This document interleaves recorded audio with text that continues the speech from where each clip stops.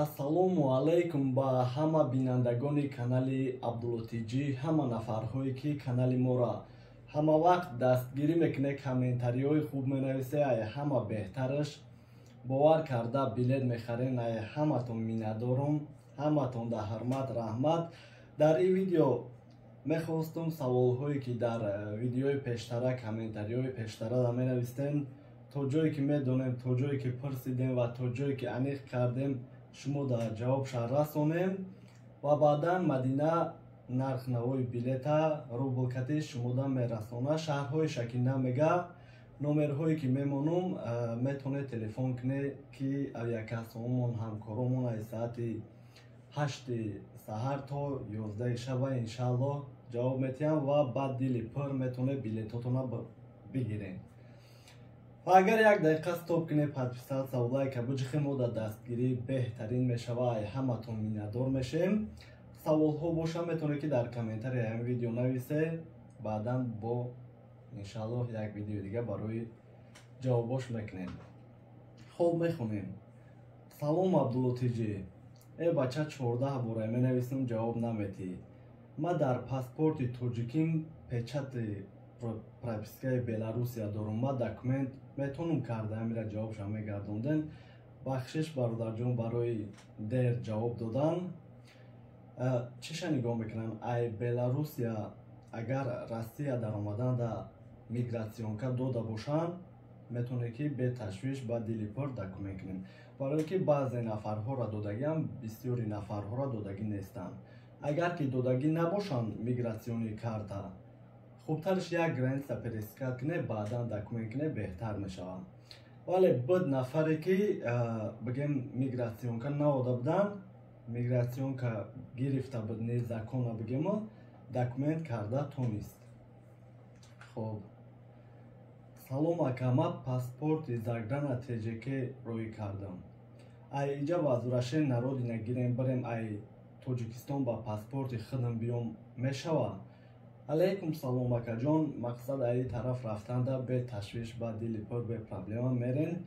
Вале ай Тоҷикистон омадан агар возможност боша загранпаспорти нав кунен беҳтар мешавад, барое ки хеле ки шояд иҷозат диҳанд, шояд ки гардонанд, барое ки шумо Россия даромадагӣ печатош ҳаст, баромадагиш нест. Мақсад проверка зиёдтар мешавад, бигем хато намекунем. Вале боз як бародари дигара пурсидем, мега ки дар вақти вазурашени народи нагирифтан паспортча як бор проверка кунад ки мумкин ки аннулировать кунам загранпаспортча, як бор проверка кунем ва баъдан ба фикри худам ай ҳама варианти хубаш загранпаспорти нав гирем. Салому алайкум акаҷон, паспорт печати фаршӣ бошад, ватан бирем обратно биёем, ягон проблема намешавад? Алайкум салом акаҷон, бисёриҳо мегзаранд, омадаистиам бигем беташвиш, вале вақти граница перескат мекунед Қазоқистон, дар уҷа бигем печатҳои фаршивиро аннулировать кардистиам, вале барои гузаштан бигем гузаштестиам бародарҳо. Бо як саволи дига нависагия ҳам бародар, ватан рафтан кӯдака ба коляска бурда метавонам? Аэропорт мемона пешакӣ, раҳмат. Бале бародарҷон, мақсад регистратсияда метавонед ба коляска, таможнидам гузаштан да коляска, пеши самолёта ки расидем бигем коляскара стюардесо хучон мегиранд ва ин коляска на багаж, на ручно ягон чи ҳисоб намешавад. Салому алайкум, як савол дорам. Видварени гирифтем, 10 рӯз вақт доданд, буром ТЖК омада метавонам?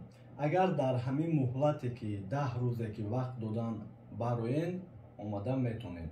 Вале хубтараш 3 моҳ бестен, барое ки дар даруни 3 моҳ биёен, депортатсия мекунанд. Вақте ки патента месупорен, виестон маҳкама, баъдан меқапанд, проблема мешавад. 3 моҳ бестен, ай ҳама хубтараш проверка кунед даниётона ки виестон кушода ва беташвиш биёед. Салому алайкум бародар, ман моҳи феврал патент масупоридагим, агар 2 ҳафтаина ватан бирам патентам месӯза ё не? Ҷавоб мегуфтен ака. Алайкум салом бародарҷон, не беташвиш патентона чанд қайки супорен Тоҷикистон ё ки дига шаҳрам равем биёен, регистратсия нав мекунед ва ҳамун патентон қадир бигем ки кор карда метонем. Ассалому алейкум, брат, меган кадоме двойное гражданство дорам мегардонам ай аэропорт? Ростай ҳамида ответ битен илтимос. Алейкум салом бародарҷон. Айни замон гражданство, двойное гражданство ҳамаш беташвиш рафта омадестиам бигем.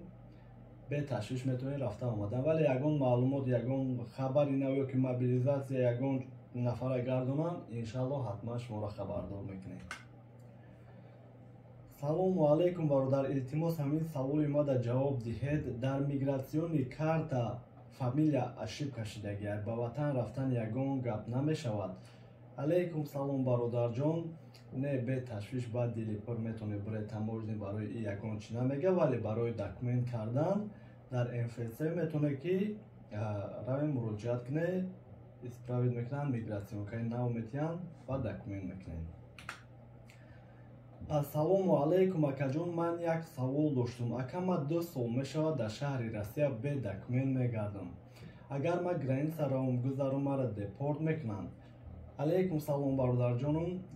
Дар ҳамин масъала бисёр саволҳо мешаванд. баъзеҳо мегӯянд ки бародар мо документ надорем, Тоҷикистон бурем депортатсия мешавем, ё ки ҳамин хел саволҳо бигем бисёртар мешавад.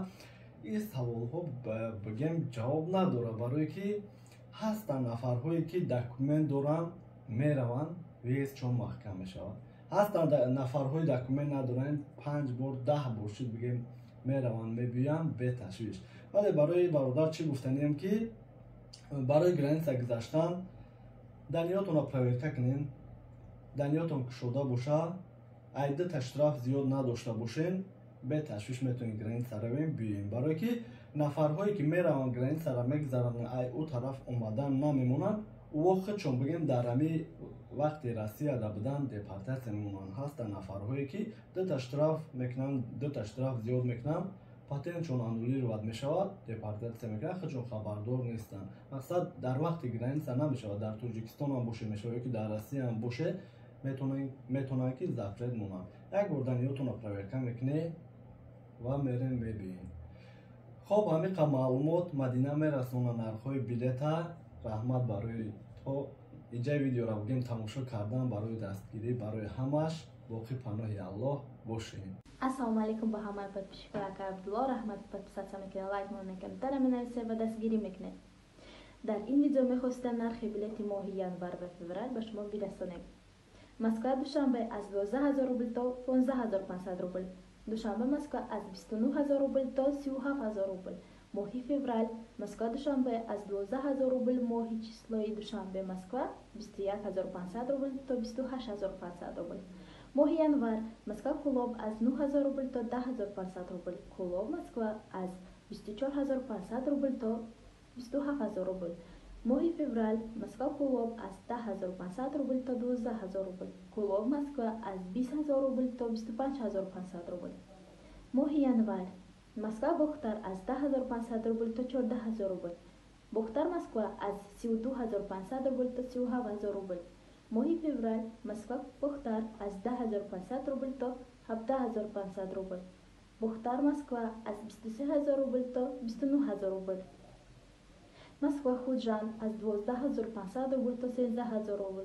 Худжан Москва аз 18000 рубл то 20500 рубл. моҳи феврал Москва Худжан аз 12500 рубл то 14500 рубл. Худжан Москва аз 17000 рубл то 20500 рубл. ҳазор раҳмат ки лайк мемонед, комментария менависед ва дастгирӣ мекунед.